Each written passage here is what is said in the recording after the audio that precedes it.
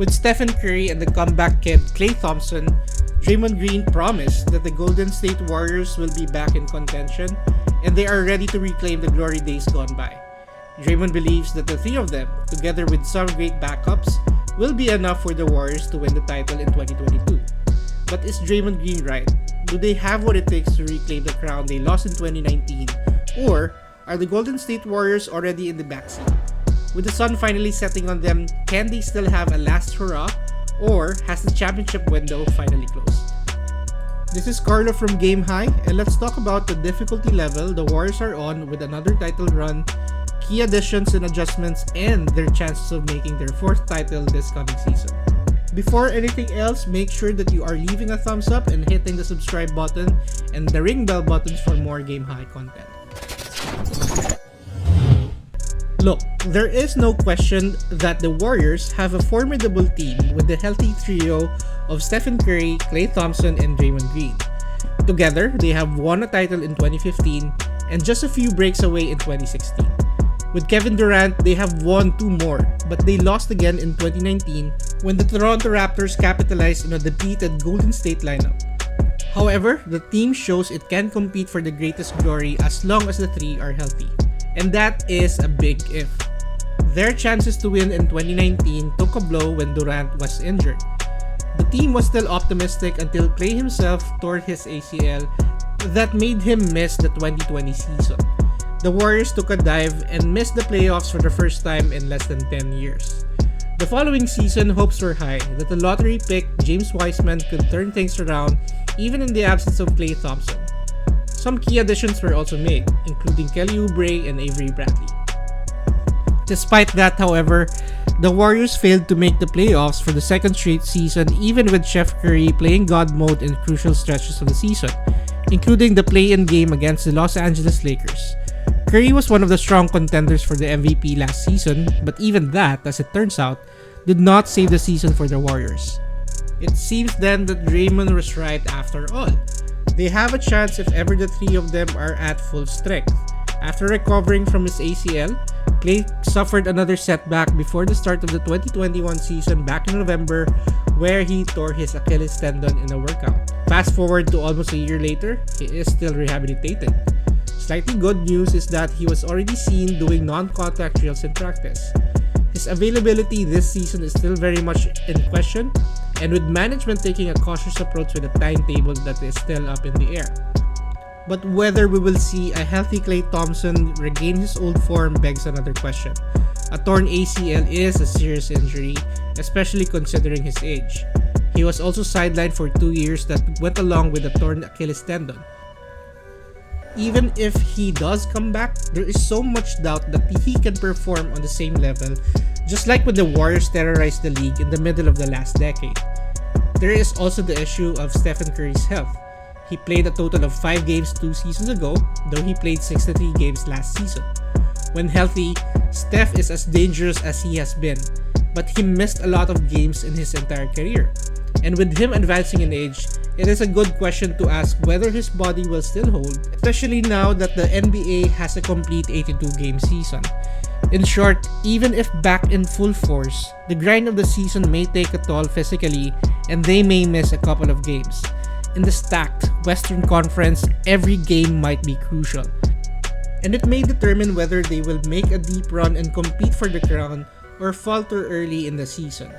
But the ability to play together is only the first of their daunting tasks to reclaim their glory. The next one is more formidable and probably insurmountable.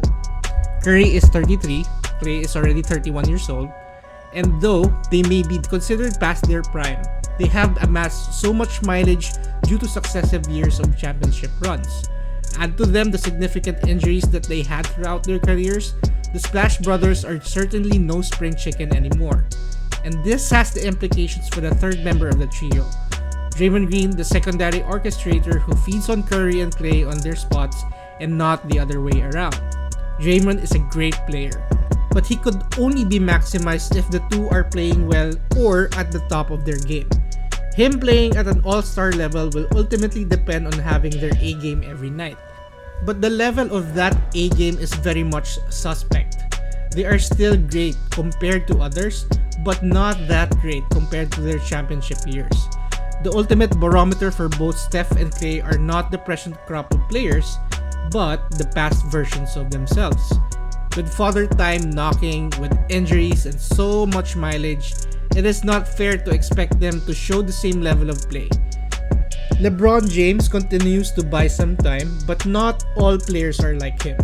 Fellow draft classmates Carmelo Anthony and Dwayne Wade became a former shell of themselves as they aged. Due to these factors, we may say that the Splash Brothers are not as effective as they were during their dynasty. This impacts Draymond Green as well. Overall, having the trio, though very important for the franchise, is not enough for them to get over the top.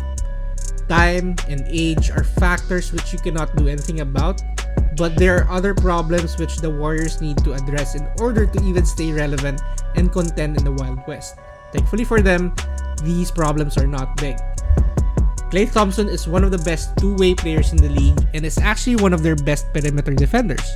Because of his 2-year absence, it added to the Warriors' defensive woes.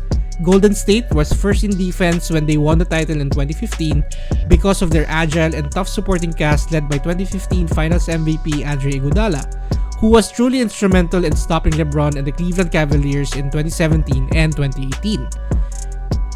In the absence of your 1-2 punch, there was an impending need to step it up by notches on the defensive end, right? However, the Warriors lagged in defensive efficiency over the last 2 years.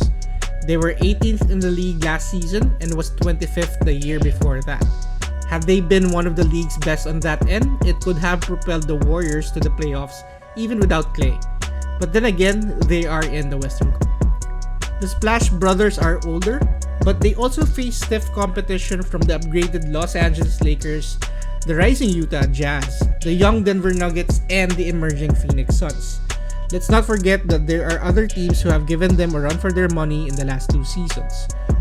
The need to improve on defense is also the reason behind all those talks about acquiring Ben Simmons, who is considered one of the best defenders in the league. Sure, he received some flack during the playoffs because of some offensive miscues, but the disgruntled 76ers guard was the team's go-to defender against the elite players. This could help the Warriors regain that defensive edge they lost the past 2 seasons. It will also give them another playmaker with great passing skills which could make Curry move without the ball and go to his spots through screens, which makes him equally dangerous. The fact they consider him means the Warriors are more concerned with their defense rather than offense, and what he brings to the table offsets all the other issues surrounding him. The Warriors lured back Iguodala and added Otto Porter Jr. to the lineup after letting go of Kelly Oubre, who was inconsistent last season. They also signed their lottery pick Jonathan Kuminga, an athletic 19-year-old forward who possesses great basketball IQ and feel for the game. The Warriors raved about what he could do on the floor, and some people said that they were more than happy seeing him available with the 7th pick. Adding Iguodala is significant for adding depth and experience at the defensive end, and not to mention his familiarity with the Big Three and Steve Kerr's system. Porter Jr. will bring additional scoring and depth, and if Kuminga lives up to the expectations, together with Wiseman, they might help the Warriors' cause in reclaiming their place among the NBA's elite. Did we say earlier that they are still in the rough and rugged Western Conference, which may be too much for the Warriors at this moment? The NBA landscape has changed quickly since the Warriors last won, and the league has caught up with their fast-paced game with emphasis on outside shooting. It might take more than these moves to get back inside the NBA's elite circles, not to mention win a championship. Even at their best, the Big Three lost against the King and the Cavs in 2016. They added another superstar in Kevin Durant and they won 2 more. Our safe bet is that the Warriors should land another superstar in order to have a real chance of getting back on top. Otherwise, it is just hard to imagine the Warriors winning again. The greatness of the Big Three and the coaching savvy of Steve Kerr still make them competitive, but it will never be enough. There is just too much firepower among other teams. In a way, Golden State was responsible for that. The Big Three and the later addition of Durant provides other teams aching for a quick fix with that all-familiar template. Add more superstars and add more talent. And since the Warriors have been late in the arms race the past 3 years, they needed to make do with what they have, or simply press the reset button to make some drastic changes. Let us know your thoughts in the comment section what the Warriors ought to do. Thank you so much for watching. Like, comment, and subscribe. We'll see you guys next time. Ciao!